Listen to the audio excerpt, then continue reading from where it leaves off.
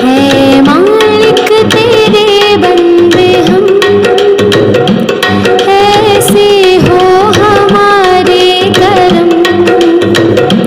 नेकी पर चले और बदी से टले, ताकि हंसते हुए निकले दम। है मालिक तेरे बंदे हम, जब जुल्मों का हो सामना, तब तू ही हमें थामना। वो बुराई करे हम भलाई भरे, नहीं बदले की हो कामना। बढ़ उठे प्यार का हर कदम, और मीठे बैर का ये भरम। नेकी पर चले और बदी से टले, ताकि हंसते हुए निकले दम। है मालिक तेरे बंदे हम, बड़ा कमजोर है आदमी, अभी लाखों है इसमें कमी। पर तू जो खड़ा है दयालु बड़ा, तेरी कृपा से धरती थमी। दिया तूने जो हमको जन्म, तू ही झेलेगा हम सबके गम। नेकी पर चले और बदी से टले, ताकि हंसते हुए निकले दम। है मालिक तेरे बंदे हम। गुड मॉर्निंग प्यारे बच्चों, प्रस्तुत है आज का सुविचार यानी thought of the day. For every complex problem there is a clear and simple solution. इसका हिंदी अर्थ होता है हर जटिल समस्या के लिए एक स्पष्ट और सरल समाधान होता है। अर्थात अगर हमें अपने जीवन में किसी समस्या यानी परेशानी का सामना करना पड़ जाए तो हमें घबराने की बजाय उसके समाधान की कोशिश करनी चाहिए, क्योंकि समस्याएं हमें जीवन में कमजोर करने के लिए नहीं बल्कि मजबूत, हिम्मती और सहनशील बनाने के लिए आती हैं और हमारे अंदर छुपी हुई ऊर्जा का पहचान कराने के लिए आती हैं। तो बच्चों, आज हमने सीखा कि अगर हमें अपने जीवन में कोई समस्या आती है तो हम घबराने के बजाय उसका हल निकालने की कोशिश करेंगे। Okay, thank you. सुप्रभात बच्चों। वर्ड ऑफ द डे यानी कि आज का शब्द है रिड्यूस। इसका अर्थ है घटाना, कम करना, छोटा करना। अब चलिए इसका वाक्य प्रयोग देखते हैं। The governor announced a new plan to reduce crime, यानी कि राज्यपाल ने अपराध को कम करने के लिए नई योजना की घोषणा की। अगला सेंटेंस है he tried to reduce his weight, उसने वजन कम करने की कोशिश की। Thank you. Good morning. अब समय है आज की पहेली का। तो बताइए, सोने की वो चीज है, बिके न हाट सुनार, हल्की फुल्की भी नहीं, कई किलो है भार। बताइए क्या? सोचिए क्या हो सकता है, जल्दी से सोचिए, जल्दी। ओ टाइम आउट। इसका सही जवाब है चारपाई, जो हमारे सोने के काम भी आती है, हल्की फुल्की भी नहीं होती है और हर छोटी दुकानों पर बिकती भी नहीं है। Thank you. नमस्कार, आइए आज के इतिहास पर नजर डालते हैं। आज के दिन अर्थात 25 सितंबर 1524 में सफलतम पुर्तगाली खोजकर्ता वास्को डी गामा आखिरी बार वाइसराय बनकर भारत आया।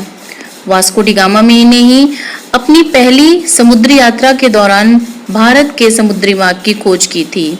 20 मई 1498 को पहली बार वास्को डी गामा अपने दल के साथ भारत के कालीकट पहुंचे थे। आज के इतिहास की दूसरी घटना, आज ही के दिन सन 1916 में अर्थशास्त्री, समाजशास्त्री और महान चिंतक पंडित दीनदयाल उपाध्याय जी का जन्म हुआ। इन्होंने देश को एकात्म मानववाद जैसी प्रगतिशील विचारधारा दी। आज के लिए इतना ही काफी। धन्यवाद। नमस्ते बच्चों, आज हम पंडित दीनदयाल उपाध्याय के व्यक्तित्व के विषय में चर्चा करेंगे। पंडित दीनदयाल उपाध्याय ये एक चिंतक और संगठनकर्ता थे। वे भारतीय जनसंघ के अध्यक्ष भी रहे। उन्होंने भारत की सनातन विचारधारा को युगानुकूल रूप में प्रस्तुत करते हुए देश को एकात्म मानववाद जैसी प्रगतिशील विचारधारा दी।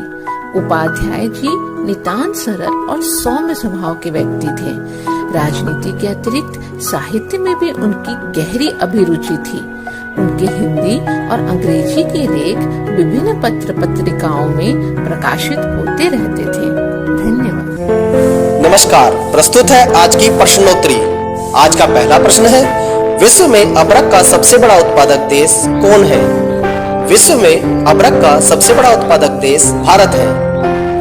प्रश्न संख्या 2, राजस्थान के पर्वतीय पर्यटन स्थल का नाम क्या है? राजस्थान के पर्वतीय पर्यटन स्थल का नाम माउंट आबू है। प्रश्न संख्या 3, भारत के सबसे बड़े जनजातीय समूह का नाम क्या है? भारत के सबसे बड़े जनजातीय समूह का नाम गोंड जनजाति है। प्रश्न संख्या 4, क्षेत्रफल की दृष्टि में भारत का सबसे बड़ा राज्य है। क्षेत्रफल की दृष्टि में भारत का सबसे बड़ा राज्य राजस्थान है। धन्यवाद। Good morning. Today I brought you a poem. Thank you, God. So sing with me. For all the things around us, big and small, for all the creature on this earth, short and tall, for the lovely blue sky, the sun, the moon and all, Almighty God, we thank you, and to you we call. Bless each one of us in your name as we pray. Give us love, kindness and courage day by day. May we live in peace and harmony where we stay.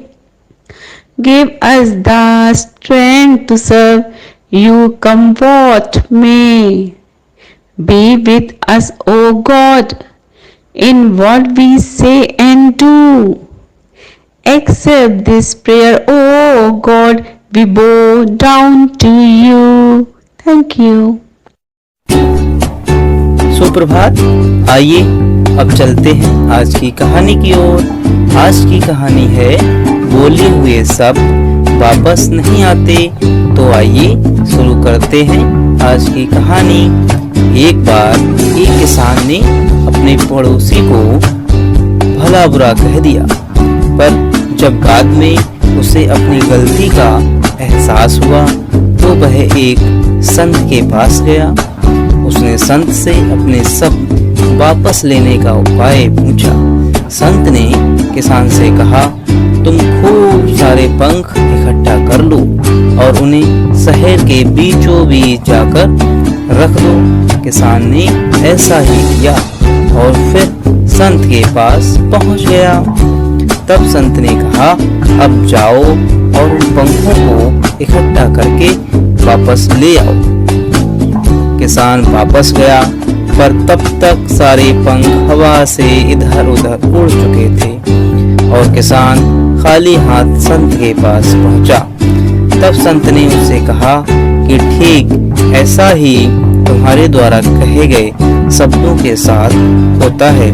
तुम आसानी से इन्हें अपने मुख से निकाल तो सकते हो, पर चाह कर भी वापस नहीं ले सकते। कुछ कड़वा बोलने से पहले ये याद रखें कि भला बुरा कहने के बाद कुछ भी करके अपने सब वापस नहीं लिए जा सकते। हाँ, आप उस व्यक्ति से जाकर क्षमा जरूर मांग सकते हैं और मांगनी भी चाहिए, पर मानो मन कुछ ऐसा होता है कि कुछ भी कर लीजिए इंसान कहीं ना कहीं दुखी हो ही जाता है। धन्यवाद। प्यारे बच्चों, आपको इस चीज़ का ध्यान रखना चाहिए कि हमें अपने आसपास भी सफाई रखनी चाहिए। क्या करते हैं कि अपने घर में तो झाड़ू लगाई, कूड़ा लिया बाहर इकट्ठा कर दिया, वो गली में फैलता रहता है, जानवर आके उसको फैला देते हैं। तो ऐसा नहीं है, जितनी सफाई आप अपने घर की रखते हो उतनी ही सफाई अपने आप को गली की, अपने घर के बाहर भी रखनी चाहिए। अब हर जगह डस्टबिन लगे होते हैं, 2 तरीके के डस्टबिन होते हैं, एक होता है ग्रीन कलर का और एक ब्लू कलर का। तो इसमें आपको एक में सूखा गीला होता है कूड़ा और एक में गीला कीड़ा डालना होता है। तो दोनों में अलग अलग कूड़ा डालिए, कूड़े को कभी भी इधर उधर मत फैलाइए। धन्यवाद। सभी शिक्षकों को एक बार फिर से संजीव शर्मा का नमस्कार। आज हम बात करेंगे प्रेरणा सूची आधारित लर्निंग आउटकम में। आज का हमारा एलो कोड है H103। ये काम करेगा भाषा में, और भाषा में भी आज हम बात करेंगे हिंदी के विषय में।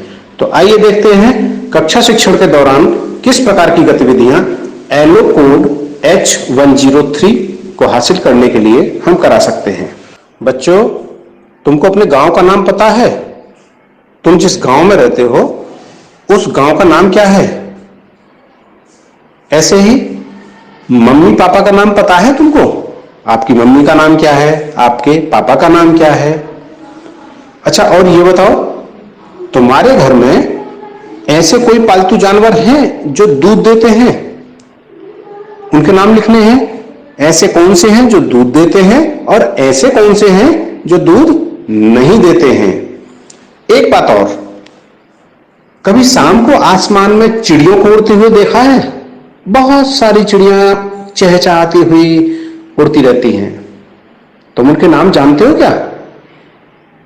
चलिए, इन सब को लिए अभी ये जो चित्र देख रहे हो, इनमें से पहचान करना है और बताना है, और जो सही पहचान करेगा वो अपनी कॉपी पर भी लिखेगा।